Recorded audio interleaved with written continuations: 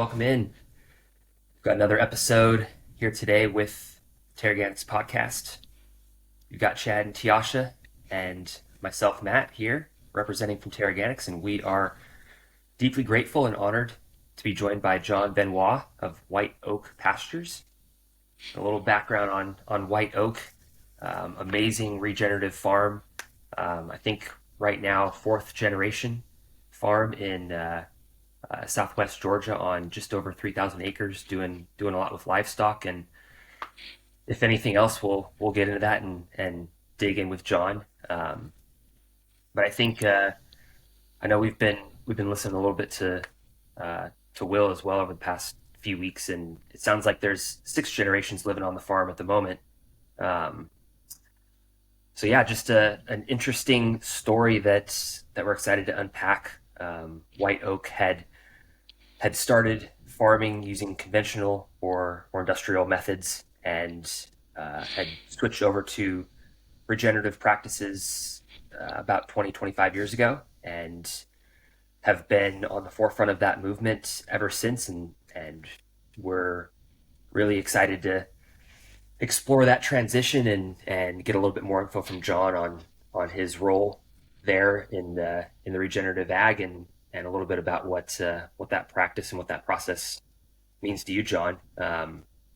Just maybe we just start with a little bit of backstory, and curious on how you got with White Oaks and kind of what your journey is on the farm.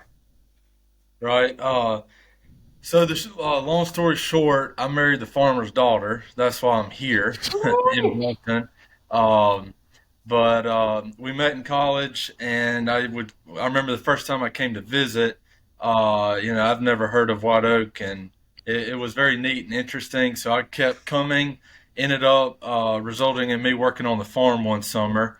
I actually dropped out my senior year of college with four classes left to come work full time on the farm, and have zero regrets. So I started working here in 2012. So although I wasn't here back when he first made the very first transition, I have been here since we acquired more land.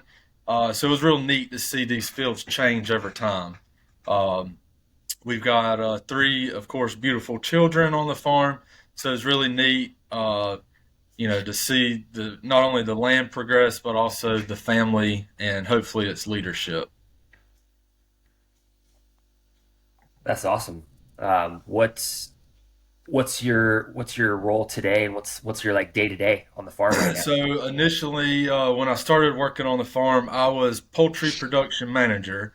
I have never raised a chicken in my life, but I accepted the full-time job raising a bunch of poultry.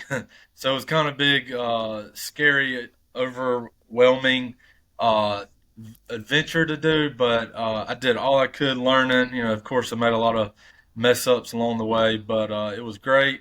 And it kind of just snowballed from there. Went from poultry to I grew up raising pigs, so started the pig program on the farm. Then went from sheep to goats, and then I was doing the cattle.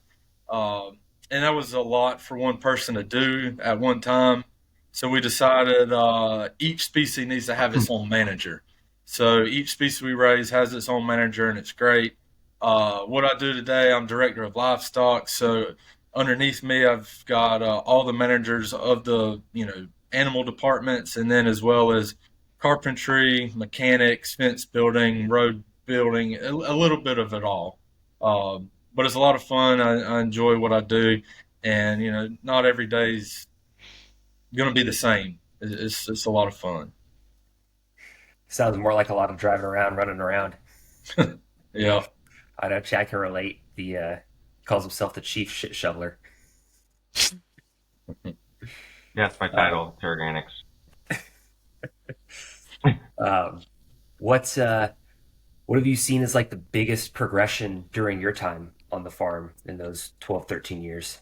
Uh, Most of the land, well, essentially all the land that we're getting, that we're acquiring, which we kind of slowed down, but around 2014, 2015, that's kind of when we got about 1,500 more acres, and that was slowly over time. But these fields that we're getting, they are your conventional row crop farms, so We're going from bare soil, no vegetation, anything. This land's had inputs nonstop, no animal impact, 60, 80, 100 years, if not longer. So you go from just, let's just say, a moonscape to now you'll pull in a field and there's actually grass growing. Not just one variety, multiple species, native grasses. Um, that's really neat to me. I've got some fields that have very little just because they're newer in the program, but I'll pull up and say, man, that looks great out there. And if you're riding in the truck with me, you could look and say, this guy's crazy. There's not shit out there. But just watching that land evolve, getting life back in the soil, and I don't know, that's just real special. It's kind of hard to describe. You kind of just got to see it.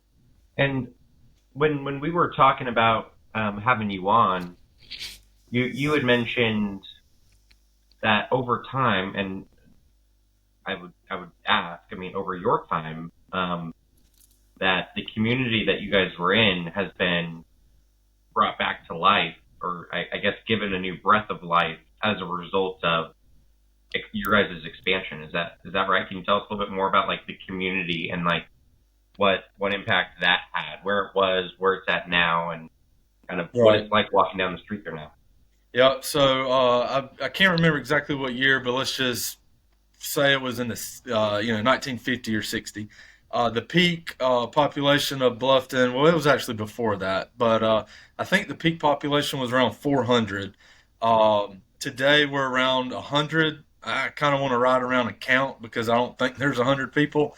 Um, but the only thing for years that you could buy in Bluffton is a stamp at the small post office that's open till about 10:30 every day, and then the only thing you can sell in Bluffton have been peanuts to a local buying point. Um, it's just odd to think that there were multiple hotels, there were schools here. I mean, it was literally an agriculture economy that slowly just dried up over time.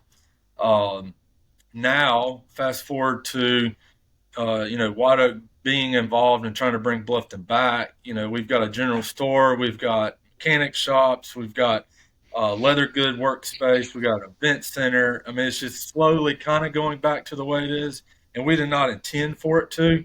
It just organically happened, which was pretty neat. But we're the largest private employer in any surrounding county of us. We've got about 155 full-time employees, and it's just odd to think, this place had jobs and there was life here, and then it went to a town where the youngest person living here was probably 50, 60 years old. Now we have young children running around. You could actually play a game of football in town if you wanted. But it's really neat to see, how that is involved, and that there's no waterway and there's no railroad tracks that come through our city at all. There's not even a railroad system in the county we're at or a red light. Um, but it's just really neat to see, you know, the change of farming also impacted the economy too. Yeah. And when you say that, you're not just impacting your community, you're pretty much impacting the environment too. In your regenerative farm, and there's so many different practices out there and many different words like conventional, natural, organic. What does really regenerative mean to you, or how do you do it? Because there's not a lot of consensus on what regenerative is. So many different you know definitions, and Right. and what does it actually mean in practice? What do you do? Right. Me personally, I'd probably say it's seeing life come back into something that working with nature, so to say. That's what my tattoo on my back says. Um, but Okay. I just regenerative to me is looking at soil that is dead. Now seeing life come back into it. Working with nature. That's regenerative to me. And that's one thing that is kind of hard and challenging, with what we do. I call it, bastardizing all these different words, free range, pasture raised, all this different stuff. everybody's trying to get the upper hand on what's the newest hot slogan out there to say with your product, and it does get frustrating. We believe we're doing everything right, and then you've got other folks out there that are doing it not right, so we believe, but yet they're using the same marketing material. Um, Same goes with product of the USA. That's a whole nother thing that just really gets under my skin when the product's made in other countries, born, raised, Wow. slaughtered there, come in here and you slap a label on it. Yeah, there's so much fraud in that. Yeah, Um, definitely. Yeah, well, I think I we don't know live if that. we mentioned, sorry, I don't know I if was we gonna say, I mentioned think before, but just for audience listening, if they don't know you and haven't seen you guys in White Oak Pastures before, you guys were the first ever to produce cattle livestock with grass and sell grass-fed beef. Is that right? Well, I mean, people have been doing it forever, but I I thought believe too, that but the timing was right. I would say. I know that Will sold, for instance, Public the first pound of American grass-fed beef, and we still do business with them. But yeah, I think it's just perfect timing. I think if you try to get into the market now, I think it'd be very challenging. There's a lot of good producers out there doing it the right way, and but there's room for many more. We need, the grass fed industry needs a lot more producers. And I've seen one of your biggest values, which kind of plays with what you said, working with nature, is you're providing like a peaceful, healthy, natural behavior life for your livestock. And how does that look like? Just like Yes, literally in practice. our animals, they're just out in the weather. If it's cold, they're going to be out in the cold. We don't use any barns. We provide some shelter housing, but we're not locking anybody up in any confinement. So, um, at any given time, for the most part, you can go to a pasture. There'll be a few sheep, some laying hens, some hogs, and cattle all together. Um, but we just try to work along with nature. what about that makes it, and it's, you know, I'm trying to recall exactly how Will had phrased it, in the sense that regenerative agriculture, we always think of it as, you know, can it be scalable? Can it feed, all the people that are needing food? Everyone everyone that's looking to get beef on their dinner table. Um, and I think he says, it's not necessarily that it's scalable, but it's replicable. Yep. And just kind of curious on, your opinions on like why others might not be, like what makes it difficult to go this path, like what are those barriers and what are those challenges for other farmers to implement these practices on their farm. I say right now, just the barrier to the entry, just getting started, finding land. Prices right now are just really, really high. So I could see that, the finance side could be hard to get started. Um, but um, yeah, I'd probably say just the biggest barrier I say would just that starting point. But I mean, you can do this in your backyard. You don't have to farm to raise 10,000 head of cattle a year. Even if you just raise one animal to feed your family, at least that that's one way to do it. But to show the scale you're doing it at, because you are we're not talking about homesteading, we're talking about real farming.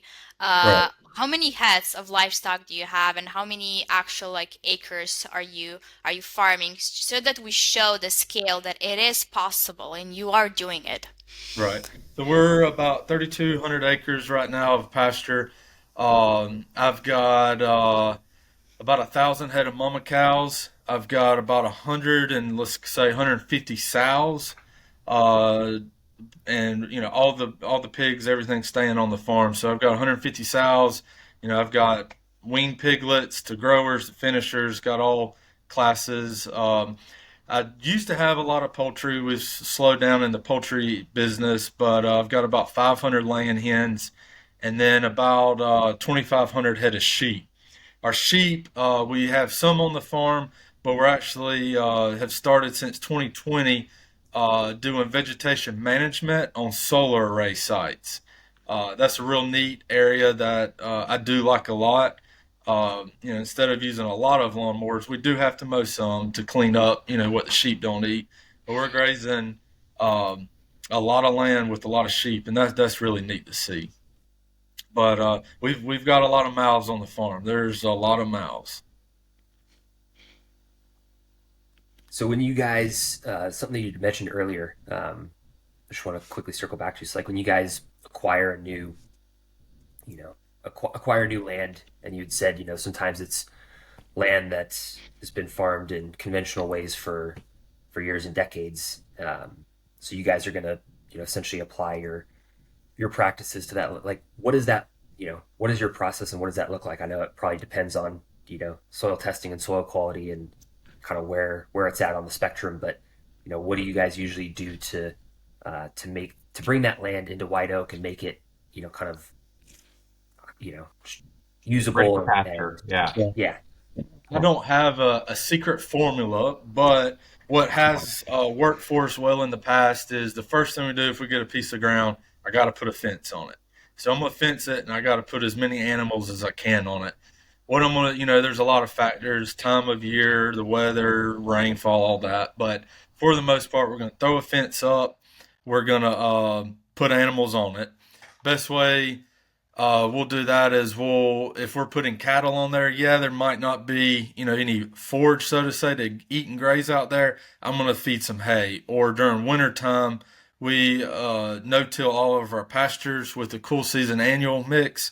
And during that, while that's growing, we do like a sacrifice area. So instead of moving our herd of cattle every single day, I might hold them for 30 days on one pasture or 60 days, just depending. Right now, we're kind of moving every other day. Some of the grazing's turned out pretty well, but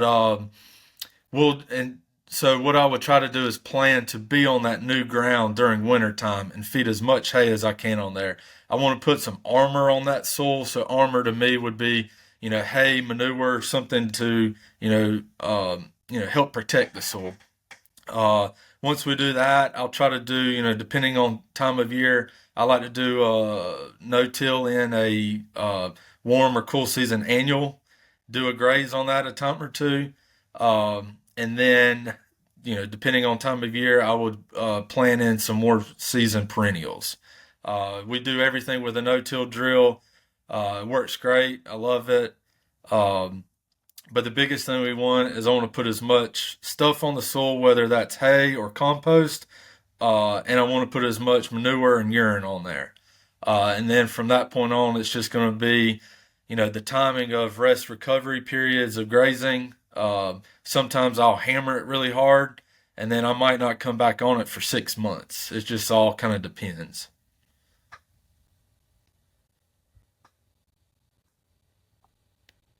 What does your composting process look like? So we have a large compost operation on the farm. We have two USDA processing facilities on farm, and we generate about 9 tons of packing plant waste a day.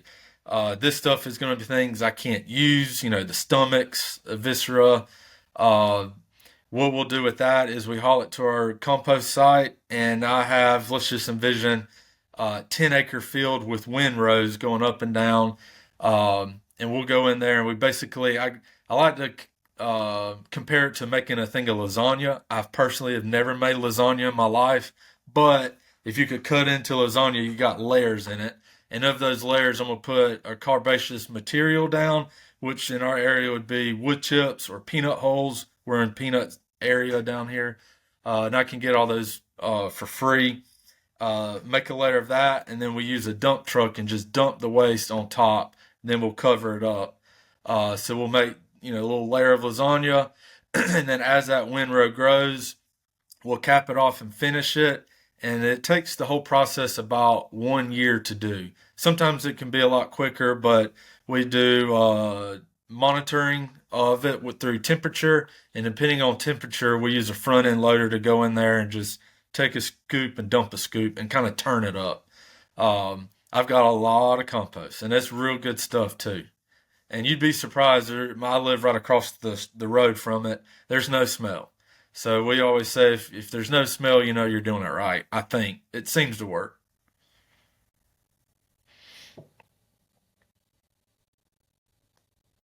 Heck yeah, I love that. And you do hear that it smells quite often, but that also does make sense, right? Do you guys have flies around it, or is it enclosed when you are actually composting it? And how do you turn it? I mean, how many of your of your team members, your 150-person team, how many are dedicated just to that? 'Cause that sounds like a lot. It's a lot. For the most part, it's a one person show. I do have two people on it right now. Everything breaks, and I've got two spreaders. I got a spreader wagon and a spreader truck, and one of them is going to be down at one time. But I tend to have two people on it, one turning, the other one spreading. But it's a constant work for sure. And if we have equipment breakdown, you'll know it. You'll see, you'll start smelling it, and you'll see some buzzards. But we jump on it real quick, and we keep it covered up. But the way we turn it, I don't have the fancy compost turner, the windrow turners. That's on my Christmas list, maybe for next year. But we just use a big front end loader with a three yard bucket, and it works, does the job. What Uh, Yeah, go ahead. well, not just compost, you also mentioned manure and so on. How do you keep your one thing about regenerative is it's like a closed loop, right? You're trying to produce as much resources yourself and use it yourself and pretty much use everything. How does that resource loop look like at your farm? One is you produce your own compost.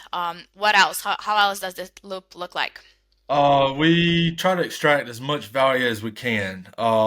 We do a lot of pet treats. So if we are slaughtering, we try to do about 40 head of pigs every other week. We're actually retrofitting our existing poultry plant to be able to do about 40 head of pigs every week.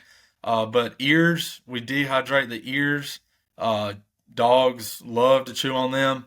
Um, we also, for instance, on our bulls and steers we slaughter, the penises, we dehydrate them and we call them pizzles, sell them online into pet treat distributors. Then we also do cowhide rugs, leather goods, tallow and lard we extract. And for instance, we have chapstick, candles, soaps. Um, and then we have a restaurant on the farm. So, anything we grow in the great soil we have, the vegetables are sold at the store and also through our restaurant. So we try to extract as much value as we can.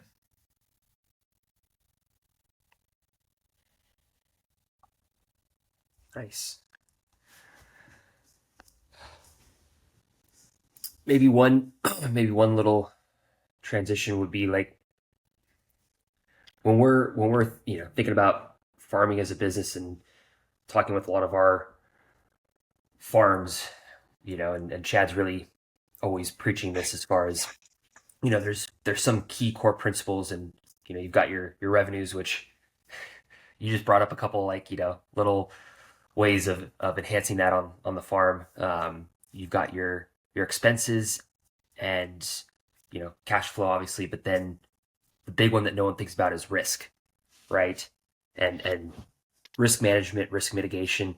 Um, how do you guys approach that on White Oaks? Assessing risk each year and taking measures to mitigate any potential risk on the farm that might affect the overall business. I Right. would say especially disease, if I can even plug, because so many of our guys are calling in and having troubles with that. Right. So on the disease, we knock on wood. We might have a little stuff here and there, but I've never had anything to, so to say, shut us down. I believe if you raise animals kind of in the fashion we do, um, that's going to be a healthier animal. We don't really struggle, and we try not to put as many inputs as we can in them. For instance, our mama cow groups, we might worm as needed. I try not to ever worm. We can run 800 mama cows through the chute and never give any wormer.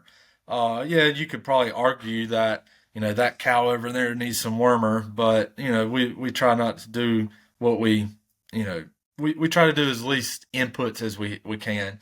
And you can just ride and look at the animals and you can clearly see that everything's working symbiosis with nature.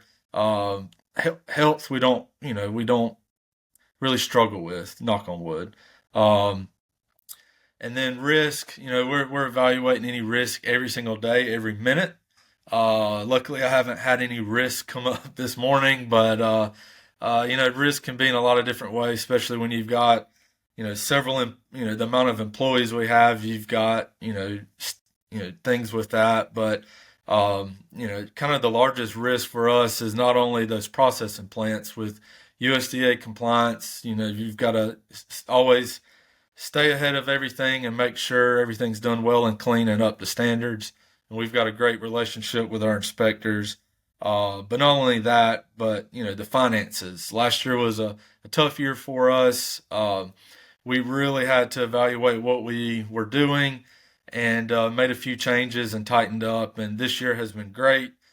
So far, we've been profitable every month, which is a blessing.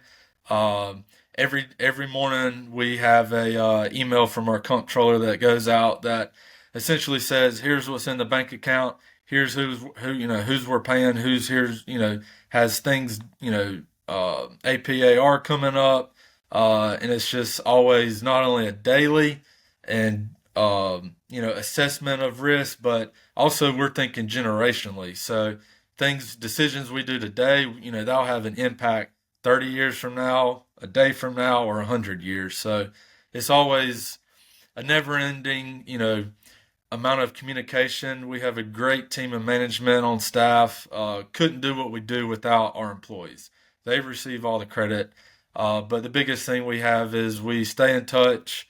We communicate. We have meetings. I have meetings with my folks in the field every single Wednesday morning. And then not only that, we've got a board and we meet every Friday. So it's constant communication. Everybody knows what everybody's doing. We hold no secrets and we keep no one out of the loop. And that seems to kind of help. As long as you can have you and your staff on the same page, whether some of the stuff might be confidential, we trust our folks. We let them make decisions. They run their departments. So we're very transparent, and that seems to be the ticket to success. And I think that's probably a very aligned and shared mission and value is looking at things from a generational perspective, and especially with the buzzword of regenerative, just as a life principle, is you know leaving something better than you found it so that someone else comes along and can do the same. Right.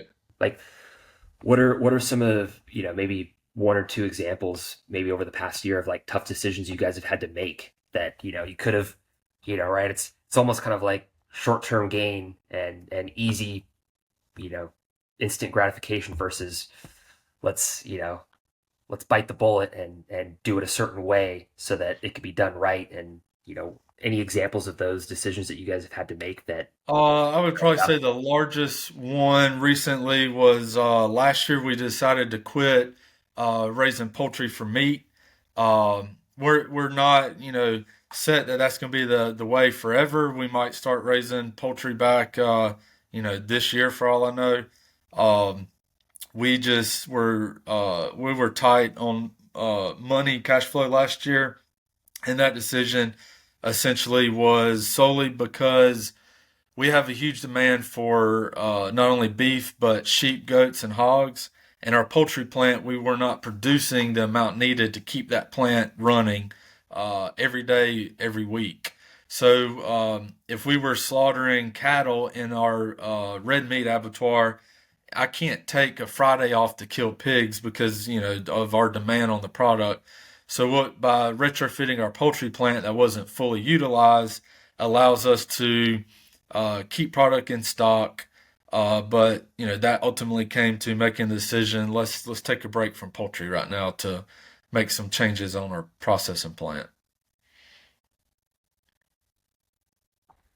Any and knowing that you're a poultry guy day one on the farm, any thoughts on avian flu going around? Yeah, I hate it. It's scary. I hate it for people that have to deal with it. It's a shame. I wish that upon no one. Um, Knock on wood, we never had issues with it. Um, I just it's pretty devastating. That's some scary stuff for sure. But it does make you wonder and think. We were raising 60,000 broilers a year, probably 10,000 turkeys and 5,000 geese, a lot of ducks. We had a lot of poultry on the farm, over 100,000 at any given time. Knock on wood, I never had any bad issues, but all it took is a duck flying over, and that was infected, and it could have shut our whole operation down. But then, we're out in the open. There's only so much you can do. Then you've got, birds inside a house locked down. I've been in, broiler houses and other facilities where, you're showering, you're changing clothes, you're putting hairnets on, Tyvek suits. I mean, it is a strict detail who goes in and who goes out, biosecurity. But yet they're getting hammered with it. It kind of makes you wonder, am I not getting hurt because we're, so to say, working along with nature, letting the birds be on good ground, and are they healthier? I think they're healthier than the birds inside. But that was often a thought that went through my head. Yeah, I know my wife came home yesterday or the day before and was throwing a fit buying $8 eggs when they should be $3. I was like, you know, Yeah, let's get some chicken then. they're great to have. The way I think of Matt's right. I love thinking about business, revenue, expense, risk, cash flow. Um, and the way I would think of, well, I guess it's the question is like, how are you? What's the extra step that most guys aren't doing, right? Like, is it making like 4 quadrants and keeping? I know you're not doing poultry right this second, but like keeping 4 groups separate, right? If one catches something, you can isolate them, or is it like what's something that makes you guys unique about how you address a certain risk element and revenue and expense if that's relevant too? Right.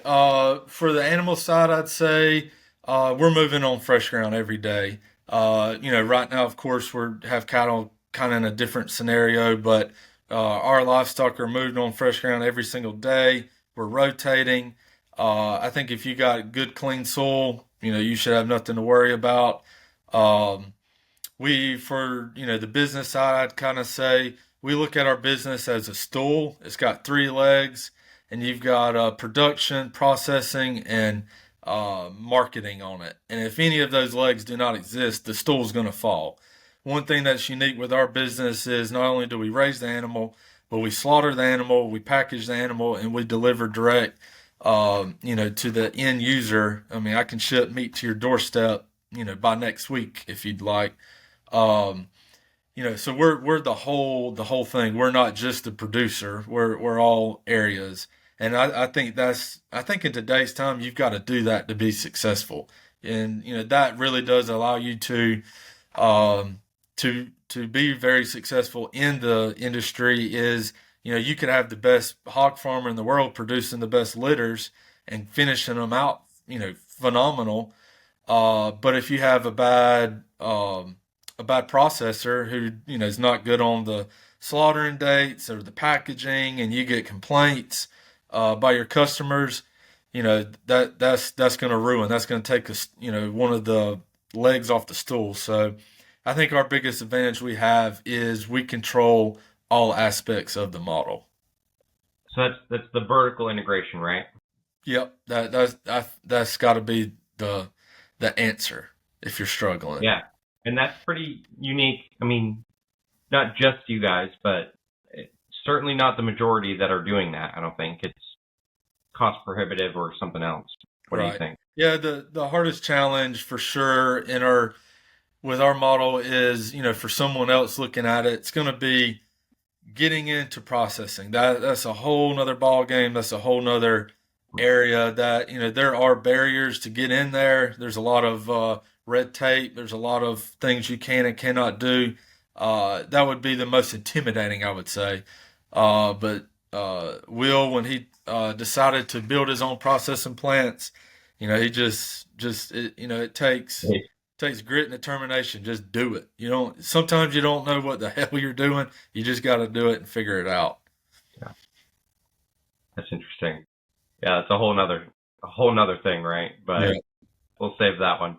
And then the marketing side. So, what? I don't even want to just ask livestock, but I mean, maybe you want to tailor it down to one specific thing. But what percentage of what you guys produce goes through your guys' direct marketing channel? I mean, everybody can check you guys out on whiteoakpastures.com, right? Right. What percentage goes direct to people's doorsteps versus Whole Foods? Right. I'd like to say probably 40% wholesale, 60 direct to consumer. Wow. You kind of got to it's going to be that, if not 50-50. We found you kind of need to have wholesale.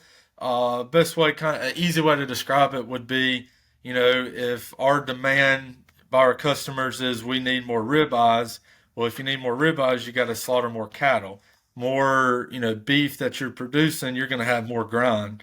So, just because I need more sirloins or, certain cuts, I'm going to have to produce more beef, but that means I need somewhere to go with all the other product.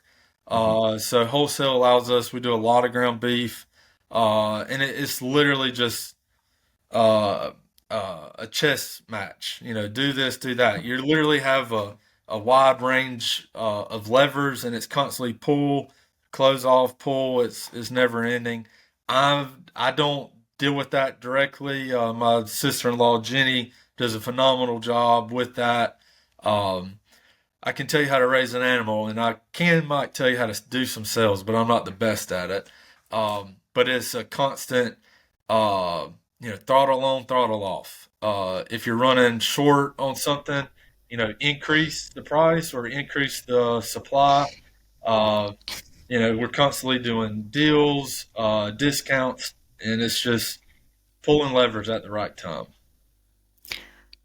And you're working like I think your biggest risk management is just working with nature, and that keeps your animals probably healthier compared to a lot of conventional farming. And I would like to ask you, what products do you not use that are usually used in livestock? Not doing any implants or hormones. I try not to use any antibiotics. Might be if there's an animal sick and the vet says do this, I'm going to do what's best for that animal. I'm not going to let an animal suffer. But if I do have to administer any medication that's documented, that animal would be removed from the program, so it's not sold under our label. Um, and there's times when we have to do what we have to do for not only the sacrifice for the animal, but sometimes we have to sacrifice for the land. I'm not using any chemical fertilizers, and I'm not using any herbicides or pesticides. Um, I think of those as tools. I could say how bad herbicides and pesticides are, but they're a tool. I believe there's a certain time, certain place where it's okay to do it. I just think overuse, over apply, that can have negative consequences. But those are some of the largest things we don't use.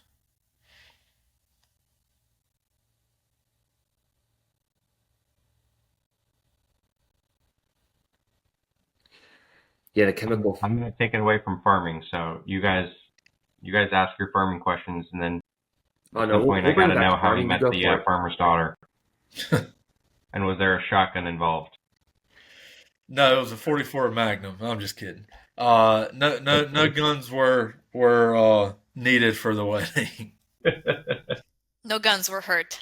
No, So no, break my daughter's heart, I'll break your legs, huh? no. I think Mr. Will actually gave me a couple of guns. There you we go. we have a great relationship. At the end of the day, this is a family business. We eat together, we live together. We don't live in the same house together, but we live in the same community on the farm. It's great. It's a blessing. I'm glad the stars aligned great for me. But we all have a great, phenomenal relationship, and it's exciting to not only see what I'll see in my lifetime, but what our the next generation will do if we don't screw it up for them.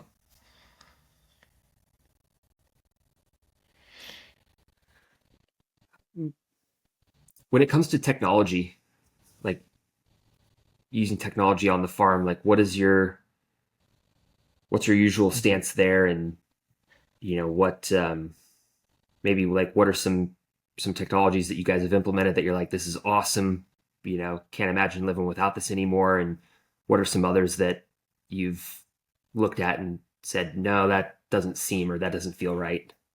Right. Technology is a tool. It can be used great. We use it, of course, a lot for our product sales online, marketing, but for the actual outside in the farm, we use a little bit. I don't use too much. Google Earth is a great thing. Drones are great for being able to monitor land. Um, Probably the largest technology I use on the farm is on our farm equipment. I've got a lot of work trucks and a lot of tractors spread across. I use a GPS tracking device for all equipment. That way we know where everybody is at any time. That's been a very successful tool to have, and keeping up with equipment maintenance, that type of thing. But there's a lot. I've seen a lot of like land management apps or grazing apps, so to say. They work. I've used and tried several different types. There's not. I found there's not one program that checks every box I have. This one might do three boxes, and this one might do two. So then you're blending them together. But also, farmers aren't the best with technology. I've always heard, and sometimes it can be true. I've got some managers that I could send an email saying, "Hey, you won $1 million," and they would never know it. Um, I have some that if you want to get a hold of them, you can't text them. You got to call them. So we try to use technology, but there's only so much we can do. We try to keep it pretty simple.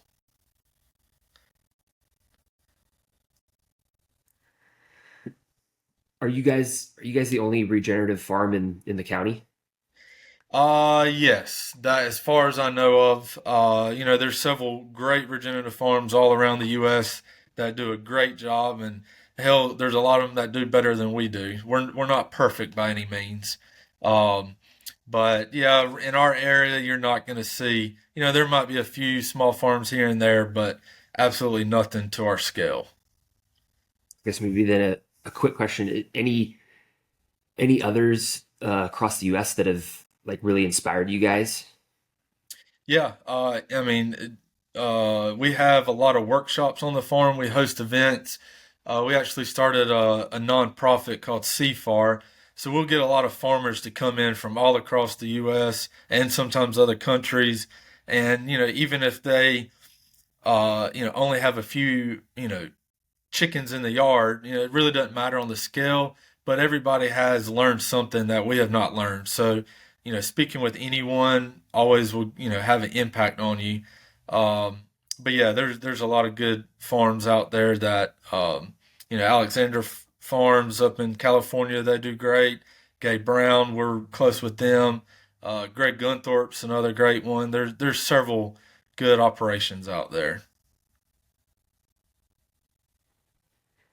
And then any of the conventional farms in your guys' area, that would be looking to go regenerative, like what would be your top advice, or like three things that you would say would be, hey, like start with these three things. This will have the most impact on, you know, on helping you make that transition and making that turn. All right. I see it from their perspective. If we're talking, conventional farming guys, um, I get it from their perspective. I would probably say just do it. Believe in it. Ask questions. You can never, you got to find somebody to help you. You got to have a teacher. You got to have somebody asking. Less tilling's always better. Um, there's a lot of things I'll bring up to some farmers. Hey, why do y'all do this? Why do y'all terminate that instead of just letting them, die down? Why are you plowing now? Um, there's always a reason for it. So if you told me to run your conventional row crop farm, I can't do it. I don't know how. But if you tell me, to farm regeneratively, I could do that. So I think you could make some changes. The biggest one, you always hear of is going to a no-till operation. And I have done that. We've got a big 20-foot no-till drill. It works great. Wish there was more guys around here doing that. I think that would help with a lot of erosion, a lot of runoff, helping capturing as much water as they can. Yeah, I think we hear that all the time too. The less that you can touch the soil and mess with the soil, the better. Yeah. Um, maybe one of the last questions from me. I'm curious if you had any advice for a third or a fourth generation farmer, like a young buck that's taken over the family farm. What would be your nuggets of wisdom? Never give up. You will, no matter what you do, you'll always come across tough times and have, hardship. But stick with it. Never give up. That's our biggest thing. We say is just never give up. The other big advice I can give is ask for help. If you see an issue, we have an internship program on the farm. A lot of the people that come through and complete that, they go off to other farms, and they'll reach out. They might send a text or, call and say, hey, I need help. What do I do here? Reach out. The farming community, whether you do it regenerative or not, there's a lot of stuff in common. Um, and just reach out, communicate with other people. I think that's the biggest advice. Ask for help if you need it. Awesome. Chad, Tiasha, anything else from your guys' side? I'm good. I guess I do want to hear about. I mean, on that note of just don't give up. I think it would be valuable for people if you're willing to share. Talking about your lowest point, because highest points are great. I mean, you guys are a great company. I mean, I actually, from one of our customers, heard about you guys as the gold standard on the eastern seaboard of this is what raising regenerative livestock looks like. And that's how we got in touch. But I want to hear about the cost that it took. And maybe somebody else will listen to this and just say, you know what? At least I'm not John Benoit, right? It could be worse. I don't know. I'd probably say from the farm side of things, our lowest point would have been 2018. We got hit by Hurricane Michael. That rocked our world. We've probably got, I figured it out back then, but I think we've got over 160 miles worth of fence. And to have all of that destroyed, that really, that was a lot of work to get cleaned up from that. So, a natural disaster, you hear what's going on out on the West Coast right now with the fires. I cannot imagine that. Um, that was probably one of our lowest spots, I'd say. We didn't have much death loss, fortunately, but our infrastructure just got hammered. We had a bunch of heavy equipment running nonstop. but we try to be resilient. It bounced back. You can clear a fence pretty easy with a big excavator and a lot of good help. So that was probably our hardest challenge, I'd say. All right. Thanks for sharing. Yeah. Um, yeah, farming's hard, isn't it? It has its challenges like anything, but I love it. It's a lot of fun. It's a great community. Um, I feel like farmers are probably your happiest people there are. If you weren't farming, if you weren't a farmer, what would you be doing? Oh, Oh boy, what would I do? I could do some type of construction, or I could do some mechanic work, probably welding, metal fabrication, something that I got to do something with my hands. I can't be inside. No typing on the computer. It's not good, Yeah, man. I'm not a fan I of that. feel you. If I can. Well, awesome. If anyone wants to check you guys out and get some of your stuff, they could just go directly to whiteoakpastures.com. Is that correct? Yep, that's right. We've got a large website with a lot of history and info on the farm. You can see our products. Also, social media. I think any platform there is, you can just search White Oak Pastures. You can see what we do. Um, we host events on the farm all the time, workshops, gatherings, host other events on the farm. We're very transparent. We've got cabins on farm, so we've got lodging. You can book online, see all the housing options we have. We're transparent. We're open. If you come to stay on the farm, you can go wherever you want. Um, and we have tours that we'll give, and it explains the history of the farm, kind of where we've been, where we're going. Um, we're in Bluffton, Georgia, so come and see us. come on. Amazing. Well, we're very grateful to have you speaking with us and sharing some wisdoms and some good nuggets with our community.